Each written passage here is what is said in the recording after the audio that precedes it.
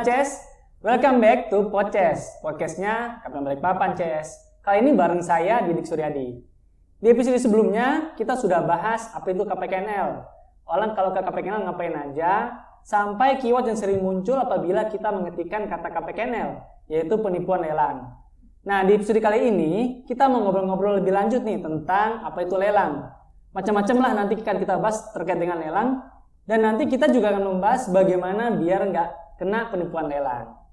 Nah, kalau ngomongin tentang lelang, tentu kita sudah punya pihak yang berwenang nih, yaitu adalah pejabat lelang di KPKNL Balikpapan. Di sebelah saya ini sudah ada Ridwan Herdianto, atau yang sering kita sapa dengan sebutan AA. Gimana kabarnya, AA? Alhamdulillah, terima kasih Mas Didik sudah diundang di acara yang luar biasa ini. Izin memperkenalkan diri, saya Ridwan Herdianto, pejabat lelang kelas 1 sekaligus pejabat fungsional ahli pertama di KPKNL Balikpapan.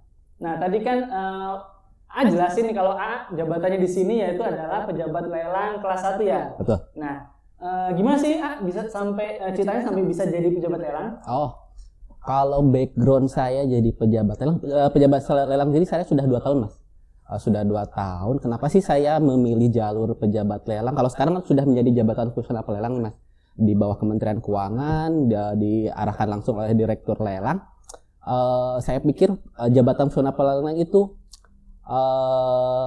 angka kreditnya jelas, perhitungannya jelas, rencana karir kedepannya juga pun jelas seperti apa.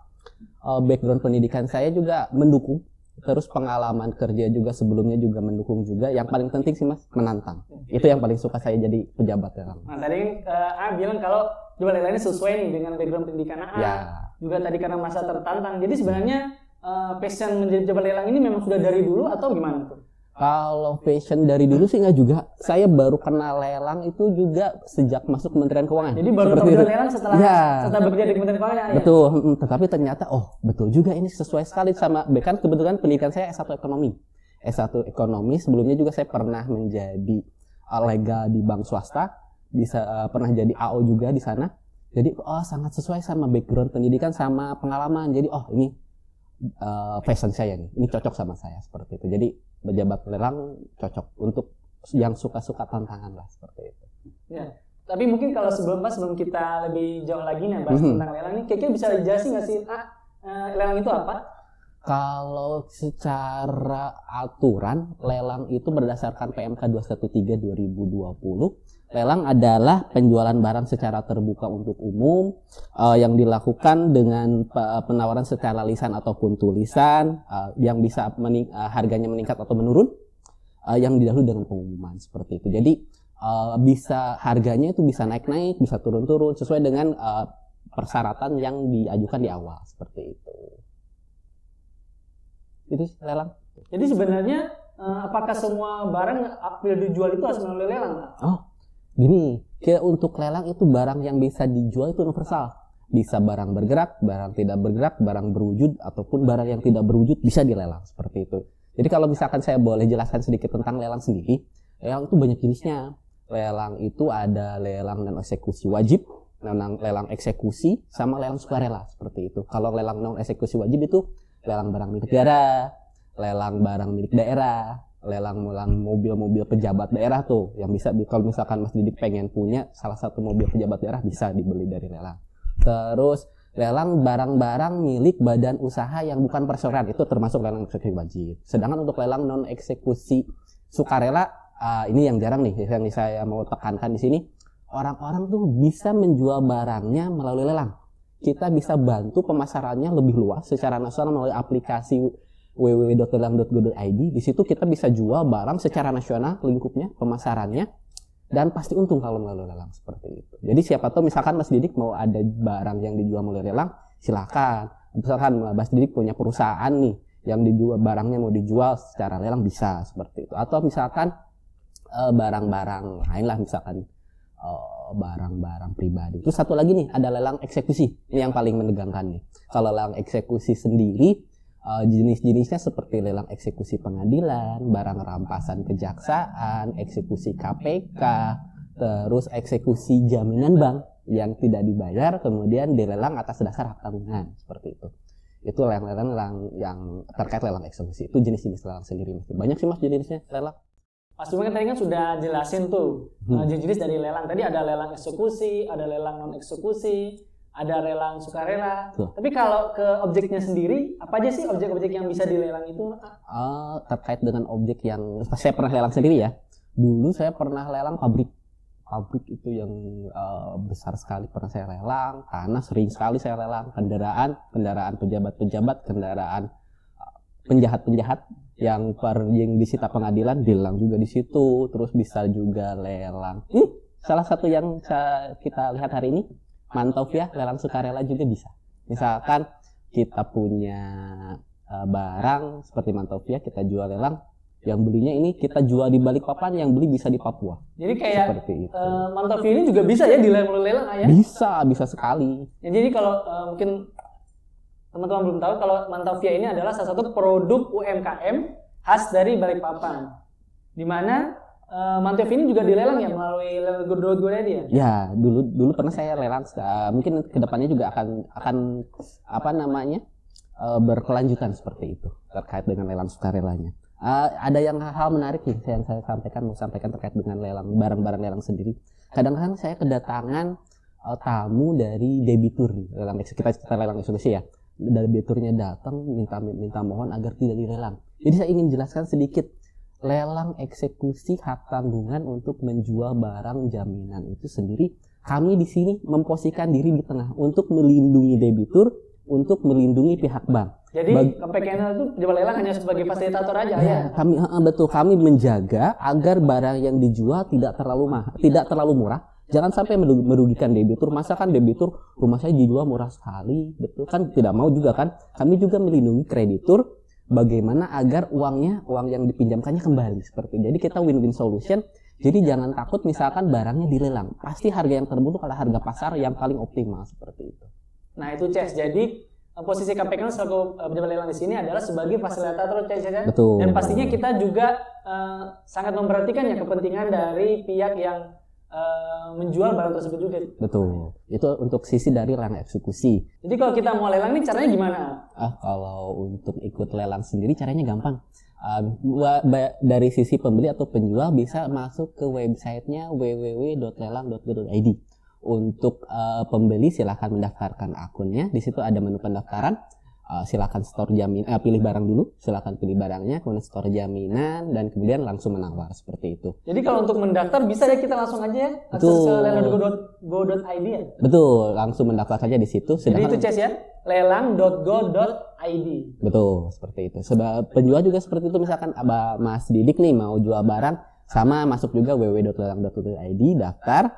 Kemudian di situ ada menu namanya menu permohonan lelang, silakan input di situ, nanti kami verifikasi. Kira-kira yang perlu, misalkan saya mau jadi penjual barang di lelang nih, kira-kira yang harus saya siapkan apa aja? Kalau untuk menjadi pemohon lelang nih, yang persyaratan yang umum yang harus dipersiapkan, yang pertama itu surat permohonannya, kemudian daftar barang yang disertai dengan nilai limitnya, kemudian kalau lelang sukarela tidak perlu menunjuk pejabat penjualnya siapa. Tapi kalau misalkan lelangnya non eksekusi wajib, nanti dibuatkan surat penunjukan pejabat penjualnya siapa. Terus nanti kalau misalkan lelangnya laku, nanti dibuatkan hasil bersihnya, nanti akan kami sorkan kemana, seperti itu. Kemudian dilampirkan juga namanya kalau lelang sukarela ya, kita sudut pandangnya, surat penguasaan barang dan surat pernyataan bahwa barang tidak dalam sengketa, kemudian foto-foto, itu saja.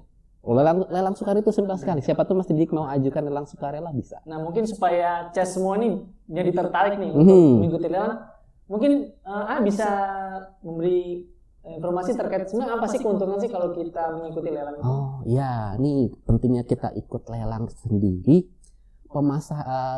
Yang paling utama nih, pemasarannya luas, nasional. Kita bicara Indonesia. Ketika kita jual barang melalui lelang.go.id, saya sering sekali menemukan saya jual barang Balikpapan, pembelinya orang Papua. Jadi semua orang bisa ya bisa beli. Itu, betul. Terus ketika saya barang yang kita lelang, misalkan saya nih pernah jual motor harga awalnya cuma 5 juta, tetapi lakunya 30 juta. Nah itu Ces, coba lihat. Yang dari yang harga yang kita inginkan 5 juta, malah bisa laku sampai dengan 30 juta. Berarti 6 kali lipat dari harga semula. Seperti itu. Jadi lelang itu harganya fleksibel, harganya progresif seperti itu. Jadi kalau misalkan lelang kita jual lebih untung seperti itu. Nah, kalau tadi mungkin kita bicara dari sudut pandang penjual nih. Nah, sekarang kalau dari sudut pandang pembeli kan sering nih, mungkin BC semua juga yang pernah mendapatkan info atau mendapatkan tawaran lelang, dan ternyata lelang tersebut itu adalah tipuan gitu, penipuan.